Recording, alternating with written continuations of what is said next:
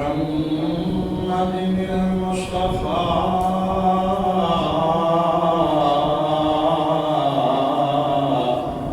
أحمد المرتضى منبع الصدق والصفاء صاحب الجود والعطاء الذي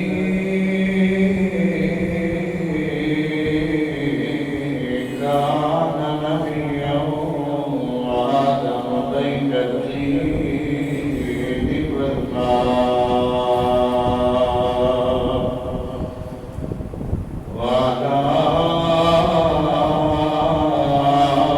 آله وأصحابه الكرماء والشرفاء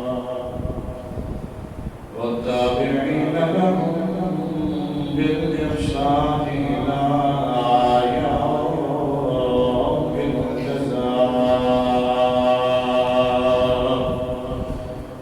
أما بعد فأعوذ بالله من الشيطان الرجيم بسم الله الرحمن الرحيم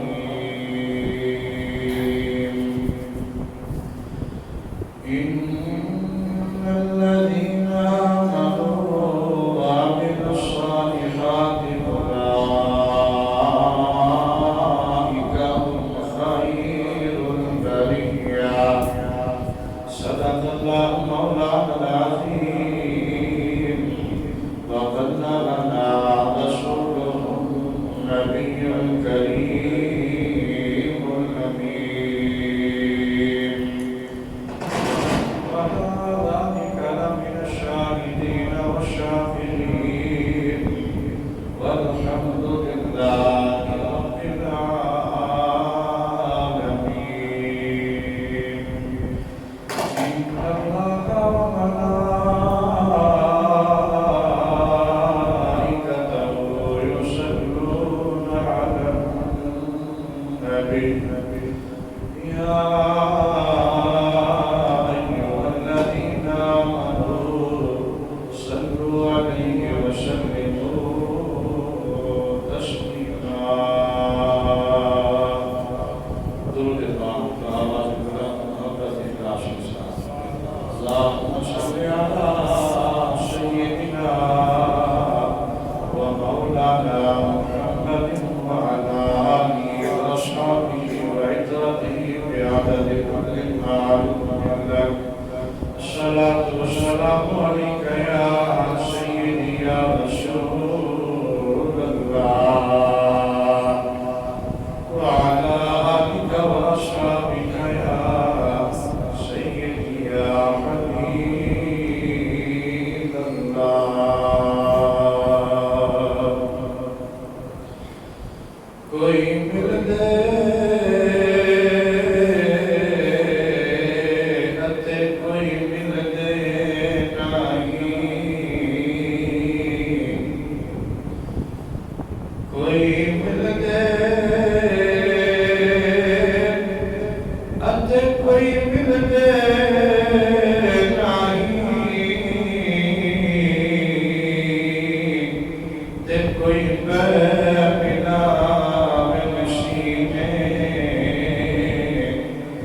وکھریاں ہو کے کرن برائیاں جڑے ہون یار کمینے باز کئی کئی سال نہ مل دے اتے اندروں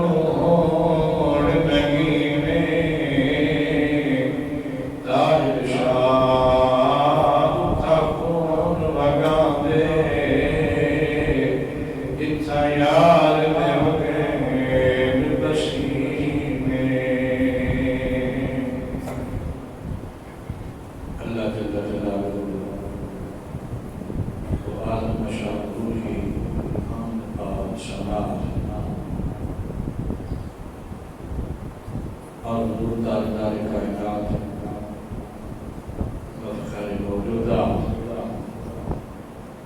صاحب العطا در البحر شفا معدن اتقاء سید الانبیاء جناب احمد المرتضی محمد مصطفیٰ صلی اللہ علیہ وآلہ وسلم کی بارگاہ بابرکت درود و سلام کا نذرانہ عرض کرنے کے بعد اس حکم العاقبین کی دی ہوئی توفیق کے ساتھ آج کریم اللہ کی بارگاہ میں حاضری کا شرف حاصل ہو رہا ہے۔ دعا کریں اللہ کی قدم کڑی ہم سب کے لیے ذریعہ مغفرت اور ذریعہ نجات بنائے۔ نظام کائنات ہے، چل رہا ہے، کوئی آ رہا ہے، کوئی دنیا سے جا رہا ہے۔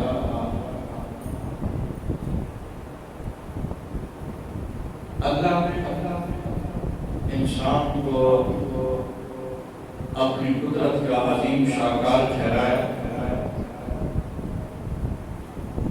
اور انسان ہی سے اللہ کریم نے سب سے زیادہ محبت فرمائی۔ اتنی مخلوقات ہیں، ہم تمام مخلوقات سے بڑھ کے سب سے زیادہ محبت اللہ کی انسان کے ساتھ ہے۔ تو یقیناً وہ بندہ خوش نصیب ہے، خوش بخت ہے تو جیتے جی اللہ کو اور اللہ کے پیارے محبوب کو راضی کر دیتا ہے۔ دنیا میں اس حال سے پوچھ کرتا ہے کہ اس کا اللہ اس سے راضی ہوتا ہے۔ یہ جو چند سانسوں کی اللہ نے زندگی عطا فرمائی ہے، اس زندگی کے اندر اللہ نے اپنے اس بندہ انسان پہ جو ذمہ داری عائد فرمائی ہے، اس ذمہ داری کو اگر انسان پورا کرے گا تو یقیناً مرنے کے بعد قبر میں بھی اس انسان کو راحت نصیب ہوگی۔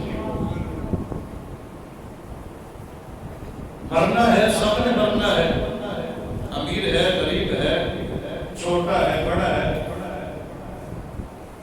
ہر بندے کا ایک وقت مقرر ہے، سب نے یہ دنیا چھوڑ کے جانا ہے۔ مرتے وقت ملک الموت اسی کے لیے آسانی مہیا کرتا ہے جس کے دل میں اللہ اور اللہ کے پیارے محبوب کی محبت موجود ہوتی ہے۔ اور مرنے کے بعد قبر میں فرشتے انہی کی تعظیم کرتے ہیں جن کا دل زہرا کے بابے کی محبت سے روشن ہوتا ہے۔ یہ جہان چھوڑنے کے بعد قبر انہی کی جنت کے باغوں میں سے باغ بنتی ہے تو جیتے جی اللہ کو اور اللہ کے پیارے محبوب کو راضی کر لیتا۔ ایک بادشاہ دنیا سے پوچھ کرتا ہے، شہنشاہی زندگی گزارنے والا، بڑا نام، بڑا راج تھا اس بندے کا دنیا۔ مرنے کے بعد دو بیٹے چھوڑے، صاحب نے اصول اور شریعت کے مطابق اس بادشاہ کی بادشاہی دو حصوں میں تقسیم ہوتی تھی، آدھا حصہ ایک بھائی کو اور آدھا دوسرے کو۔ جب وہ جائیداد اور بادشاہی تقسیم ہونے لگی تو چھوٹے نے بڑے کو کہا، ویر اس دنیا سے میرا ابا کچھ نہیں لے گیا تو میں نے بھی کچھ نہیں لینا۔ 3 کپڑوں کا علاوہ ہمارا بابا بادشاہ کا کیا لے گیا دنیا سے؟ اس کے بادشاہی منصب رات میرے حق میں اتنی دعا کر مرتے وقت میرا خاتمہ امام پہ ہوا۔ مجھے اس بادشاہی کی ضرورت کوئی نہیں ہے۔ میں نے دیکھا باپ کے رنگ کو، میں نے دیکھا اس کے اقتدار کو، اس پہ دنیاوی عروج کو میں نے دیکھا، اس کے شہنشاہی کمالات کو میں نے دیکھا، اور پھر بابے کی موت بھی میرے سامنے ہے۔ میں نے دیکھا وقت کا بادشاہ اور وقت کا بھکاری بننے مرنے کے بعد دونوں ایک جیسے ہو جاتے ہیں. موت فرق مٹا دیتی ہے امیر غریب میں. موت فرق مٹا دیتی ہے شاہ اور گدا کے اندر. موت فرق مٹا دیتی ہے عربی اور عجمی کے اندر. اس لیے بھی یہ بادشاہی تجھے مبارک ہو. میں نے ابے کے بادشاہی میں سے کچھ نہیں لینا. میرے حق میں دعا کر دے کہ بس میرا اللہ مجھ سے راضی ہو جائے. یہ بات بھی کسی کسی کو سمجھ آتی ہے. یہ نعمت کسی کسی کو نصیب ہوتی ہے کہ جیتے جی دنیا سے سیر بندہ ہو جائے, حج جائے اور صرف اللہ اور اللہ کے رسول کا ہو کے رہے. اب یہ بڑا بھائی اس کا حرام ہے. عجب بات ہے, بندے دولت کے لیے لڑتے ہیں, مال کے لیے لڑتے ہیں, اور میرا بھائی مجھے کہتا ہے کہ مال مجھے مبارک ہو. میرے حق میں دعا کر کہ مرتے وقت میرا خاتمہ ایمان پہ ہو. یہ بھائی بھی راضی ہو گئے, ٹھیک ہے بات صاحب ابے کی سیٹ میں سنبھالتا ہوں اور تیری مرضی تو جو چاہے کر. چھوٹے نے جنگل میں جرا لگا لیا, یہ ابے کے تخت پہ بیٹھا بادشاہ بن گیا. وقت گزرتا رہا. اللہ کا قرآن کہتے ہیں تلک الایام نداولها بین الناس. یہ ایام نداولها ہم پھیرتے رہتے ہیں بین الناس, لوگوں کے درمیان. ہم دیکھ رہے ہیں پہلے بچپنا ختم ہوا, پھر لڑکپن کے بعد پھر جوانی, جوانی کے بعد پھر بڑھاپا. یہ نداولها بین الناس, ہم دنوں کو پھیرتے رہتے ہیں. نہ جوانی رہی نہ بڑھاپا رہا, نہ ہمیشہ صحت رہتی ہے نہ ہمیشہ بیماری رہتی ہے. نداولها بین الناس, ہم لوگوں کے درمیان ان ایام کو پھیرتے رہتے ہیں. زمانہ گردش کرتا رہتا ہے. وقت کا بادشاہ دنیا سے چل بسا. دو بھائیوں کے درمیان جب فیصلہ ہوا تو چھوٹے نے کہا میرا تجھے ابے کی بادشاہی سلامت ہو, تجھے بابا کی بادشاہی مبارک ہو, مجھے اجازت دے میں جنگل میں رہوں گا, اللہ کو اللہ کے رسول کو راضی کروں گا. میں نے دیکھا ہے میرا بابا کیا لے گیا مجھے. اب یہ بادشاہ بن گیا, وہ دوسرا چھوٹا جنگل میں چلا. وقت گزرتا رہا, لمحات گزرتے رہے. ایک دن یہ بادشاہ نظام شاہی چلا چلا کے بندوں کی باتیں سن سن کے ان کے فیصلے کر کر کے اکتا گیا, تنگ آ گیا. وزیر کو کہا گھوڑا تیار کر, زین رکھ, اور میں آپ جنگل میں جا کے اس خلطت سے تنگ آ گیا. میں بالکل الگ تھلگ ہو کے سکھ کا سانس آج لینا چاہتا ہوں. تنگ آ گیا ہوں میں بندے سے. اب وزیر نے گھوڑا سنبھالا, زین رکھی, رکاب تھامی. یوں ہی بادشاہ گھوڑے پہ سوار ہوا تو سامنے سے ایک بابا جی ظاہر ہوئے. اشارہ کے بادشاہ سلامت کرا رکنا. بادشاہ پہلے ہی تنگ تھا لوگوں سے, اور لوگوں سے تنگ ہو کے جنگل کی طرف جا رہا تھا سکھ کا سانس لینے کے لیے, کہ اس کی تمنا آتی آرزو تھی. بادشاہ بڑے غصے ہوا کہ پہلے سے میں تنگ ہوئی, پھر بابا آ گئے. چلتے چلتے بابا جی قریب آ گئے. کہا بادشاہ سلامت, رکنا, مجھے آپ سے ملاقات کرنی ہے. بادشاہ نے کہا کوئی ٹائم نہیں. بادشاہ مہربانی کر, بڑی دور سے آیا ہوں, تجھ سے ملے بغیر جاؤں گا نہیں. کہا تنگ آ گیا ہوں بادشاہ نے, لوگوں سے مل کے ان کی باتیں سن سن کے ان کی ضرورتیں پوری کر کر کے تنگ آ گیا ہوں. انہی سے تنگ آ کے جنگل کی طرف جا رہا ہوں. بابا نے کہا بادشاہ مہربانی کر, اتر نیچے, تجھ سے ملے بغیر میں نے واپس نہیں جانا. کہا نہیں رکتا, نہیں اترتا گھوڑے سے. بادشاہ قریب ہوا, کہا ملک الموت. کون؟ ملک الموت, اجریل. اب بادشاہ کو بھول گیا اپنے جنگل کا سر, بھول گئی اپنی عیش و عشرت, بھول گیا اپنا سکھ چین اور اطمینان.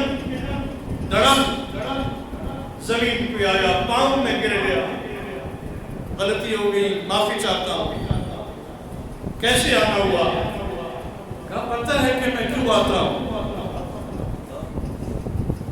پوری کائنات جانتی ہے ملک الموت کیوں آتا ہے؟ تیری روح قبض کرنے آیا ہوں۔ یہ چند لمحے مجھے دے دے، اللہ کے دربار میں جھوک کے توبہ تو کروں۔ ملک الموت نے کہا بادشاہ سلامت تو نے قرآن نہیں پڑھا، رب کا قرآن دعوت فکر دیتا ہے۔ وَإِذَا جَاءَ أَجَلُهُمْ لَا يَسْتَأْخِرُونَ سَاعَةً وَلَا يَسْتَقْدِمُونَ۔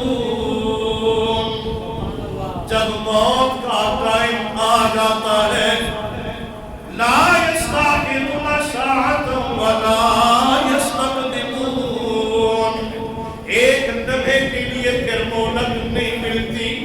بادشاہ سلامت تیرے پاس بڑے بڑے اللہ کے قاصد آئے، رب نے تیرے پاس قاصد بھیجے، پیغام رساں بھیجے، تجھے سمجھانے کے لیے، ہدایت کے راستے پہ لانے کے لیے، اپنی معرفت کی بات کو تیرے دل میں بٹھانے کے لیے۔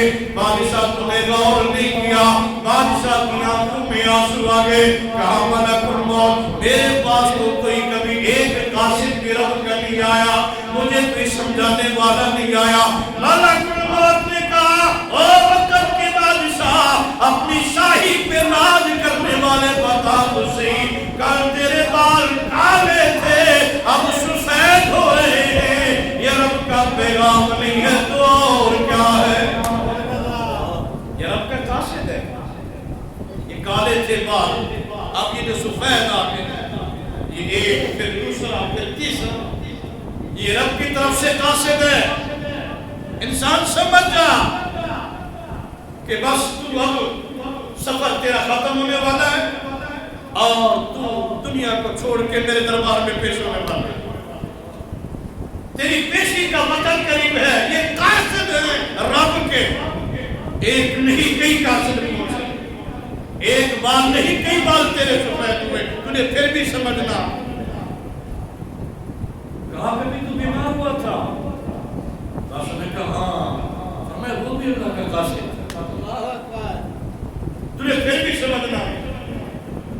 اچھا یہ بتا تیری جوانی تھی، اب تو جوانی تیری ڈھل چکی ہے، تو یہ جو بڑھاپے کی تہلیز پہ قدم رکھ چکا ہے، تجھے یہ سمجھ نہیں آئی یہ بھی رب کا قاصد ہے۔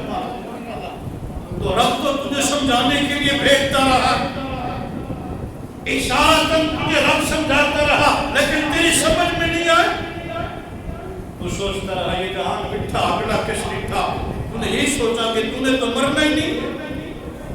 وقت کا بادشاہ بڑی منت سماجت ملک الموت مہربانی کر چند لمحے دے دے، میں اللہ کے دربار میں جھوک کے نماز پڑھ کے سجدہ کر کے توبہ تو کر لوں۔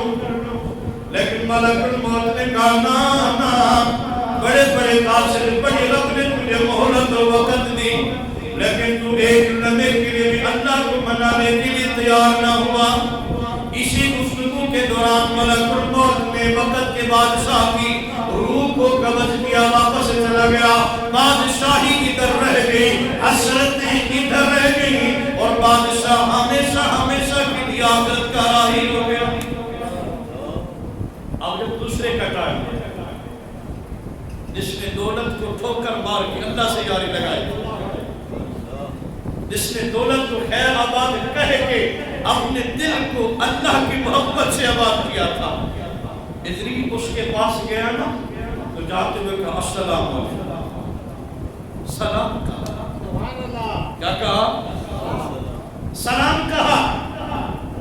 نوجوان بڑا حیران ہوا، وقت گزر گیا، مجھ سے کوئی ملنے نہیں آئی، بابے کے وصال کے بعد میں نے ڈیرا لگایا جنگل میں، اللہ کو یاد کر رہا ہوں، آج تک کوئی ملاقات کر نہیں آیا۔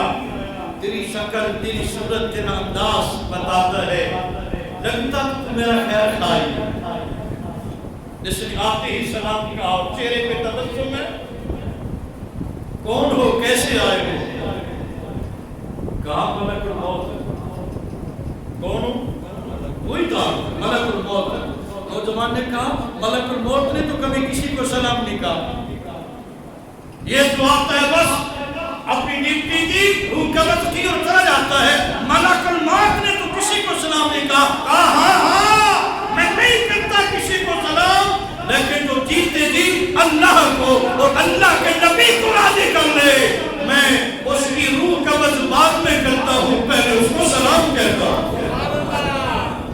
اور کیا مطلب ہے السلام علیکم؟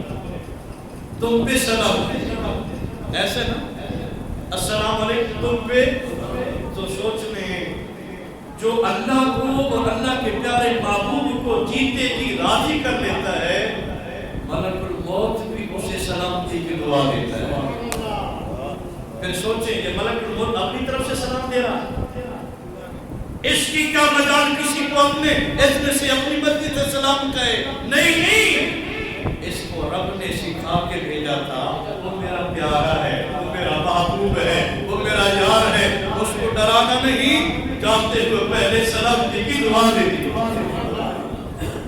اس مقام پہ ایک بات کا جواب دیں، اس کی روح قبض کرنے سے پہلے اللہ سلامتی کی دعائیں دے، ملک الموت جس کو سلام کہے، تو پھر کیا خیال ہے ایسا بندہ مرنے کے بعد، یہ جہان چھوڑنے کے بعد، قبر میں پہنچنے کے بعد، کیا یہ بندہ قبر میں پھٹ جاتا ہے؟ پھر ہم کسی کو سلامتی کی دعا دیں تو ہمارا بھی یہ مقصد نہیں ہوتا کہ تیرا بیڑا گرک ہو، نہیں، یہ منافقت ہوئی کہ جو زبان پہ ہو وہی دل پہ ہو، السلام علیکم تم پہ سلامتی ہو، یہ مومن مسلمان دوسرے کے لیے سلامتی کی دعا کرتا ہے۔ ارے جسے ملک الموت سلامتی کی دعا دے، ہر مقام پہ اللہ اس کو سلامت رکھتا ہے۔ پھر مرنے کے بعد پھٹتا، یہ مرنے کے بعد گلتا، یہ مرنے کے بعد سڑتا نہیں ہے، بلکہ یہ تو یہ رہا، یہ جو کفن پہن کے جاتا ہے، اس کے جسم کے ساتھ لگنے والا کفن بھی سلامت رہتا۔ اس لیے ہم کہتے ہیں کہ زندہ ہو جاتے ہیں جو مرتے ہیں اس کے نام پر،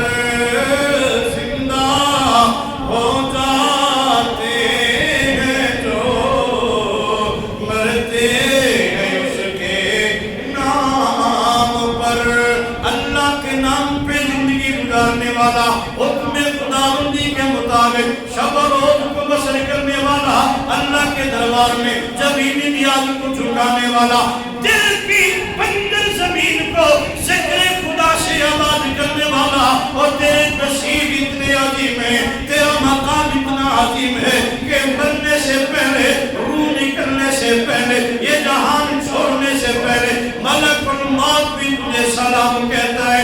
ارے جسے ملک الموت سلام کہے وہ مرنے کے بعد قبر میں بھی سلامت رہتا ہے۔ اس لیے تو میں کر رہا تھا، زندہ ہو جاتے ہیں جو مرتے ہیں اس کے نام پر، اللہ اللہ موت کو کس نے مسیحا او ملک الموت، آج تک تم نے کسی کو سلام کیا ہے یا نہیں کیا، لیکن میں یہ جانتا ہوں تیری ڈیوٹی سلام کرنے کی نہیں ہے، تو بس روح کو قبض کرتا ہے، تو نہ بوڑھا دیکھتا ہے، نہ جوان دیکھتا ہے، نہ امیر دیکھتا ہے، نہ غریب دیکھتا ہے۔ اے ملک الموت آج سلام کیوں کہہ رہا ہے؟ گزریل نے کہا سننا، بات یہ ہے جیسے بندے مختلف ہیں ان کا مرنا بھی مختلف ہے، جیسے زندگیاں ایک جیسی نہیں ہے ایسے موتیں بھی ایک جیسی۔ میں ہر کسی کو سلام نہیں کرتا، سلام اسی کو کرتے ہیں جن کے قلب میں زہرا کے بابے کا پیار ہے۔ اچھا سلام ہو گیا، بتاؤ اب کیسے آنا ہو؟ نوجوان نے پوچھا بتاؤ، بادشاہ کو کہا تھا نا بس اجریل ہوں، حکم کرنے آیا ہوں، اس نے مہلت مانگی تھی، اس سے جب کہا نا ملک الموت ہوں، اجریل ہوں، پوچھا کیسے آنا ہوا؟ کہا اگر چاہو تو لے جاتا، اگر چاہو تو لے جاتا ہوں، اگر مرضی ہے تو رکے رہو۔ کہا یہ جھوٹ تو کبھی تو نے کسی کو نہیں دی، کیسے تو آج یہ باتیں؟ کہا اللہ کے پیارے ہوتے ہیں، ان پہ ہماری نہیں، ان پہ انہی کی مرضی چلتی ہے۔ بادشاہ نے کہا تھا مہلت دے، اس نے کیا کہا؟ جو اللہ والے ہوتے ہیں، رب کے یار ہوتے ہیں، محبوب اور مقرب ہوتے ہیں، اس نے کیا کہا؟ اس نے مہلت نہیں مانگی، کہا میں تو کب سے تیرے انتظار میں بیٹھا، تو نے آنے میں دیر پتا ہے کہ ادھر روح قفص مصری سے پرواز کرے گی، ادھر سارے نبیوں کے سردار سے ملاقات ہوگا کہ قبر میں سرکار آئے تو ان کے قدموں پہ گروں، اگر فرشتے مجھے اٹھائے تو میں ان سے یوں کہوں ارے رہنے دو مجھ کو اے فرشتوں، ان کے پائے ناز پہ مر کے یہاں پہنچا ہوں میں اس دل ربا کے وقت۔ یہ ہے بندگی اور یہ ہے حیات انسانی کا مقصد۔ اگر انسان تیاری میں رہے تو تب یہ کہے گا نا کہ میں تو کب سے تیری انتظار میں ہوں۔ پتہ چلا جو مومن ہے وہ ہر وقت تیاری میں رہتا ہے، مومن غفلت میں وقت نہیں گزارتا، صرف دنیا کے شغل کے اندر، دنیا کے معاملات کے اندر وقت نہیں گزارتا۔ یہ اس کا مقصد حیات صرف یہ ہوتا ہے کہ اللہ راضی ہو جائے اور اللہ کا سونا محبوب، اور اسلام بھی منع نہیں کرتا کہ صرف نماز پڑھو باقی معاملات نہ کرو۔ اسلام کہتا ہے کہ دنیا داری بھی کرو اور ساتھ ساتھ جنت کی تیاری بھی کرو، ہاتھ کار والتے دل۔ یہی اگر مقصد حیات ہو جائے یقیناً اللہ پھر کسی کا محتاج ہے۔ رزق روزی کس کے ذمہ ہے؟ رزق روزی کس کے ذمہ ہے؟ اللہ کے ذمہ ہے، اور عبادت ہمارے ذمہ ہے۔ اللہ فرماتے ہیں تم اپنا کام کرو میں اپنا کروں۔ تم جس کے پیچھے دوڑ رہے ہو کیا تمہارے دوڑنے سے تمہارا رزق بڑھ جائے؟ تمہاری زیادہ کوشش کرنے سے تم سے تمہارے نصیب سے زیادہ نہیں ملے گا۔ اب میری مان تو صحیح، میں نے کائنات کی ساری نعمتیں بنائی ہی تیری تسکین کے لیے، تو میرا ہو کے رہے تجھے، میں ساری کائنات کو تیرا غلام بنا دوں گا، تو میرا تن ہر شے تیری ہوگی۔ جب تو مجھ سے دور ہوگا نا تو پھر دوڑ دوڑ دوڑ دوڑ کے تھک جائے گا، اپنے مقصد میں بھی کسی صورت میں کامیاب نہیں ہوگا۔ اس انسان یہ دنیا تیرا مقام اور دنیا تیری منزل ہے ہی، ہم نے تجھے پیدا ہی کسی اور کام کے لیے دیا، اپنی معرفت کی۔ وَمَا خَلَقْتُ الْجِنَّ وَالْإِنسَ إِلَّا لِيَعْبُدُونِ، ہم نے جنوں اور انسانوں کو صرف اور صرف لِيَعْبُدُونَ تاکہ وہ ہماری عبادت کریں گے۔ محدثین مفسرین فرماتے ہیں اِلَّا لِيَعْرِفُونَ تاکہ وہ میری معرفت حاصل کریں۔ کیا حاصل کریں گے؟ اب معرفت حاصل کرنے کے لیے کسی کے در پہ جانا پڑے گا، کسی کے جوتے سیدھے کرنے پڑیں گے، کسی کی خدمت کرنی پڑے گی، کسی کے ہاتھ میں ہاتھ دینا پڑے گا، کسی کو مرشد ماننا پڑے گا، رہنما ماننا پڑے گا، یہ بھی ضروری ہے۔ ملا شیخ الشیخ الشیطان، اس کا کوئی رہنما نہیں ہوتا پھر اس کا رہنما وہ شیطان ہوتا ہے۔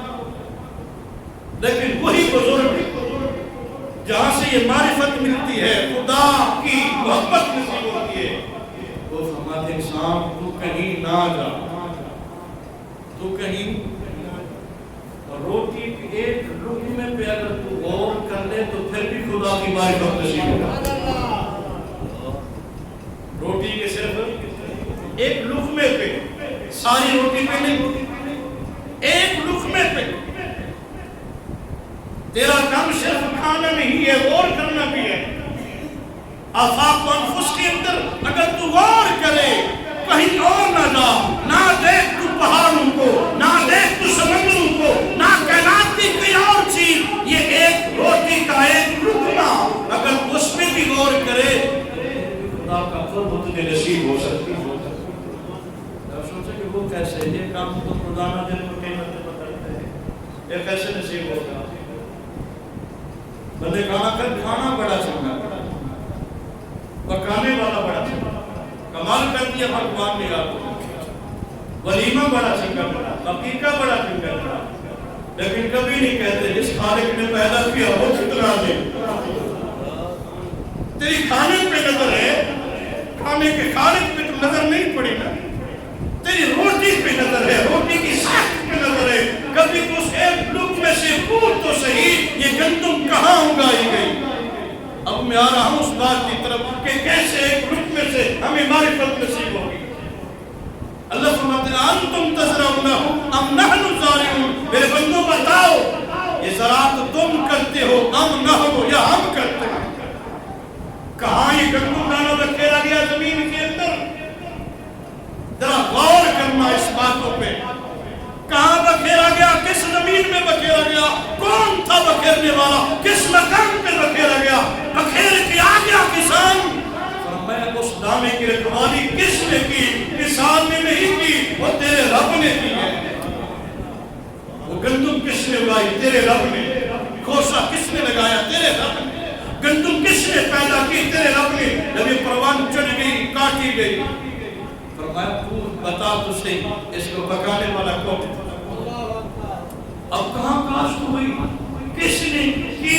پھر وہ کاٹی گئی, پھر تھریسر کے اندر اس کو گایا, پھر اس کے دانے نکالے گئے, دانے نکالنے کے اندر پھر اس کو بیچا گیا, پھر منڈیوں میں لایا گیا, مارکیٹ میں گندم لائی گئی, پھر اس کو تو خرید کے آیا, پھر تم نے بھڑولے میں اس کو محفوظ کیا, پھر ادھر سے نکالی, پھر یہ چکی میں پہنچی, پھر صفائی کے بعد, پسائی کے بعد, پھر ماں بہن بیٹی نے آٹے کو گوندا, گوندنے کے بعد پھر پکایا, پکانے کے بعد پھر تیرے سامنے آیا.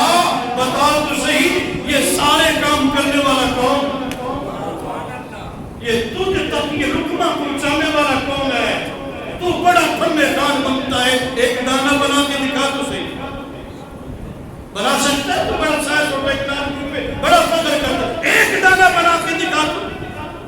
پاکستانی ہے تو عمری کے اندر تو سرے فرشت نظر آتا ہے, اور پوری دنیا پہ تو ذلیل اور رسوا ہو رہا ہے, اور آج تو میں خدا سے ٹکر دیتا ہے. بتا تو صحیح انتم تزرعونہ ام نحن الزارعون. انسان یہ زراعت تم کرتے ہو یا ہم کرتے ہیں؟ نہ جا کسی کے پاس اور مت دے کسی کو ٹائم. وہ تو رزق کھا رہا ہے, یہ تو سامنے تیرے روٹی آ رہی ہے, ساری روٹی کو ایک طرف کر, ایک لقمے سے سر پوچھ لے. اگر تیرے دل میں ضمیر زندہ ہے تو ایک لقمہ بھی تجھے بتائے گا ہاں ہاں میری بھی رکھوالی کرنے والا ہے, میری بھی نگہبانی کرنے والا ہے, مجھے بھی پروان چڑھانے والا ہے. ابے وہ کون ہے؟ وہ تیرا ماں باپ نہیں ہے, وہ تیرا معاشرہ نہیں ہے, وہ تیرا کلچر اور سوسائٹی نہیں ہے, وہ تیری برادری اور خاندان نہیں ہے, اور وہ وہی رب ہے جو تیری اماں کے پیٹ میں بھی تجھے رزق دیتا.